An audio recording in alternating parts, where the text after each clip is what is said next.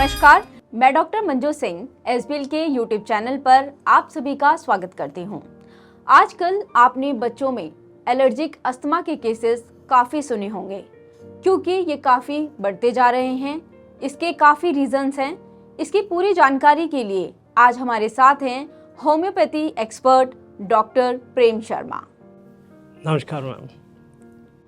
अगर आपके मन में कोई सवाल है तो आप हमें कमेंट सेक्शन में लिख सकते हैं। हम आपका आंसर करने की पूरी कोशिश करेंगे। सर, एसबीएल के यूट्यूब चैनल पर आपका बहुत बहुत स्वागत है। सबसे पहले जानेंगे कि एलर्जिक अस्थमा होने का कारण क्या है। बच्चों में एलर्जिक अस्थमा जो होता है आमतौर पर किसी न किसी ट्रिगर से ही होता है, जिनमें सबसे बड़ा कारण एक पोलन्स है, दूसरा डस्ट होता है, तीसरा स्मोक होता है, दैन एनिमल डेंडर से भी ये प्रॉब्लम आती है। सर, कई पेरेंट्स के सवाल होते हैं कि अगर बच्चे में एलर्जिक अस्थमा है तो वो उसको कैसे पहचाने। जी, बच्चों में आमतौर पर जब भी एलर्जिक अस्थमा का अटैक होता है तो सबसे पहले खांसी का होना, दैन उसके बाद फिर सांस में दिक्कत होना, डिफ़िकल्ट रेस्पिरेशन जिसको कहते हैं, दैन शॉर्टनेस ऑफ ब्रेथ और रात को खांसी होना सबसे बड़ा साइन होता है इसका आमतौर पर बच्चों में। क्या बच्चों और बड़ों का अस्थमा अलग अलग होता है? नहीं, ये दोनों ही हालात में एक जैसे ही सिम्टम्स होते हैं और एक जैसी ही ये शुरुआत होती है। सांस लेने में दिक्कत होती है, खांसी रहना, दैन वीजिंग का होना, दोनों ही हालात में एक जैसे सिम्टम्स ही होते हैं बच्चों में भी और बड़ों में भी। सर, अब आपसे जानना चाहेंगे कि जो बच्चों का अस्थमा होता है क्या वो ठीक हो सकता है?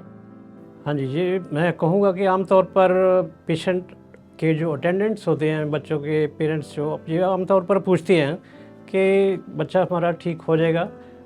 मैं बिल्कुल कहूँगा कि ये बिल्कुल ट्रीटेबल है और अगर आप ठीक टाइम पर डॉक्टर के पास होम्योपैथिक मेडिसिन्स के लिए जाते हैं तो ये बिल्कुल ठीक हो सकता है।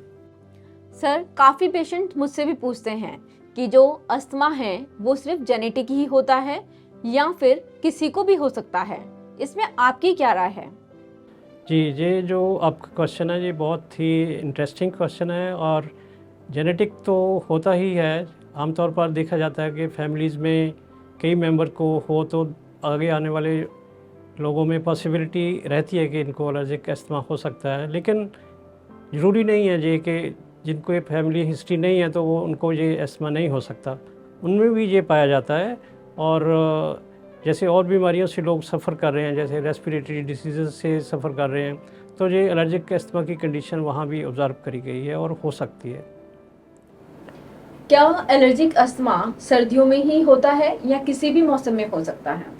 जी, ये ज़्यादातर केसेस जो एलर्जिक अस्थमा के सर्दियों में ज़रूर पाए जाते हैं।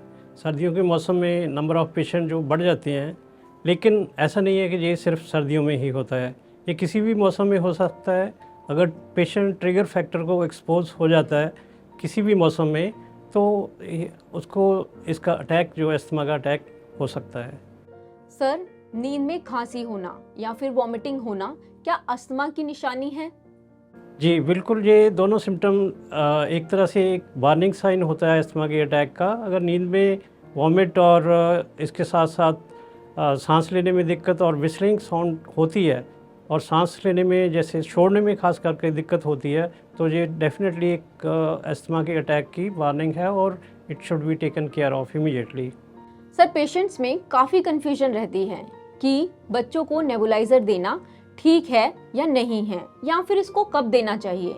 नेबुलाइज़र बच्चों को इमरजेंसी केस में बिल्कुल यूज़ कर सकते हैं और दिया जा सकता है, पर अगर आप होम्योपैथिक डॉक्टर के पास अगर पहुंच जाते हैं टाइमली तो नेबुलाइजेशन की कई बार ज़रूरत नहीं भी पड़ती और कई बार ऐसे भी देखे गए केस जो बहुत फ्रीक्वेंटली नेबुलाइजेशन का यूज़ करते हैं और अगर उनको होम्योपैथिक मेडिसिन ट्रीटमेंट दिया जाता है तो नेबुलाइजेशन की इतना फ्रीक्वेंट हमें ज़रूरत पड़ती नहीं और बिल्कुल बंद भी किया जा सकता है, पर एमरजेंसी केसेस में इसको यूज़ करने में कोई दिक्कत भी नहीं है। एलर्जिक अस्थमा में क्या प्रिकॉशंस होने चाहिए और क्या खाना चाहिए? बिल्कुल, ये भी एक बहुत ही बढ़िया क्वेश्चन है आपका और बिल्कुल हमें एक प्रिकॉशंस लेना चाहिए।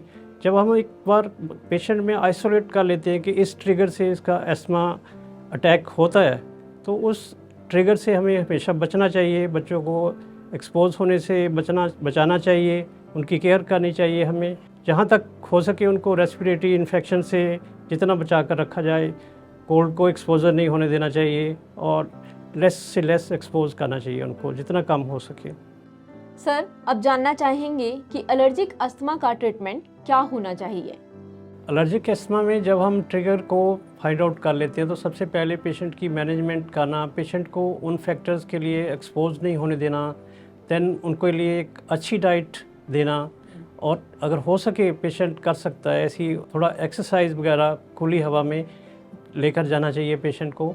और उसके बाद अगर पेशेंट ये जो कंडीशन है पेशेंट की, ये पूरी तरीके से ट्रीटेबल है होम्योपैथिक मेडिसिन से, और जल्दी से उसको होम्योपैथिक ट्रीटमेंट पर डालना चाहिए ताकि वो इन सब चीज़ों से फ्री हो सके जल्दी से जल्दी। और बच्चे बहुत जल्दी से रिस्पॉन्ड करते हैं होम्योपैथिक ट्रीटमेंट को। सर, क्योंकि हम होम्योपैथी के बारे में बात कर रहे हैं, तो अब हम जानना चाहेंगे कि एलर्जिक अस्थमा में होम्योपैथी कितनी कारगर है? होम्योपैथिक ट्रीटमेंट बिल्कुल बहुत ही अच्छा है एलर्जिक अस्थमा के लिए, और बहुत कोई इसकी साइड इफ़ेक्ट्स वगैरह नहीं है कुछ भी, और बड़े आसानी से पेशेंट को, स्पेशली बच्चों को तो बहुत ही आसानी से मेडिसिन दी जा सकती है, और जो अक्यूट अटैक्स भी होते हैं उनको भी कंट्रोल किया जा सकता है, और बहुत ही कारगर है। जहाँ तक हमने अपनी प्रैक्टिस में देखा है, लगभग 90 to 95% तक केसेस जो है वो ठीक हो जाते हैं। सर, आपके साथ हमारा ये सेशन काफ़ी इन्फॉर्मेटिव रहा। अब हम चाहेंगे कि आप हमारे व्यूअर्स को कोई मैसेज दें। मैं यही मैसेज देना चाहूँगा कि अगर आपके घर में कोई भी बच्चा सफ़र कर रहा है तो उसको जल्दी से आप होम्योपैथिक मेडिसिन पर डालिए, होम्योपैथिक ट्रीटमेंट दीजिए उनको, ताकि वो इस प्रॉब्लम से फ्री हो सके। क्योंकि ये अस्थमा की कंडीशन ज़्यादा देर तक चलनी नहीं चाहिए, कई बार परमानेंट डैमेजेस भी होते हैं और लंबा खिंच के फिर ये परमानेंट एस्थमेटिक कंडीशन बन सकती है।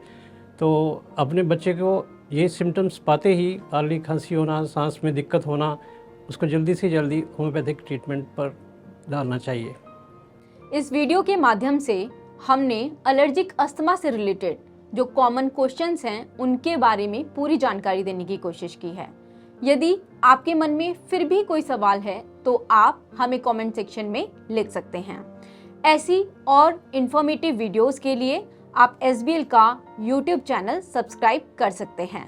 धन्यवाद।